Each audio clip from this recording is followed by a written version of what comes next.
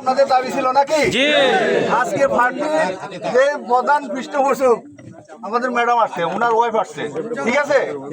আর ম্যাডামকে আমরা জানিয়ে দিতে চাই যে আমাদের 5 নং ছদ্মবেশের মধ্যে 9 নং ওয়ার্ড সর্বোচ্চ ভোট পায় সবসময় বিএনপি, এবং এখানে যারা হিন্দু ওরা বিএনপি কে ভোট দেয়। আর এটা সবচেয়ে অবহেলিত একটা এলাকা, পাশে একটা নদী আছে এবং এই সবসময় জোয়ার ভাটার মধ্যে বেঁচে থাকতে হয়।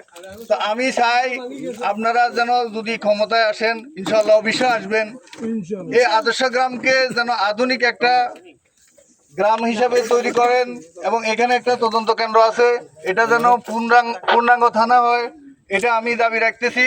আর এই যে আমাদের এখানে আদর্শ স্কুল এন্ড কলেজ আছে, এটা খুব অবহেলিত একটা এলাকা। এই এলাকায় কিন্তু 80% এই স্কুল এন্ড কলেজের 80% ছাত্রছাত্রীদের মধ্যে 80% মেয়ে। তো আমরা চাই এই স্কুলটা যেন ধরে রাখতে পারি, তাহলে এখানে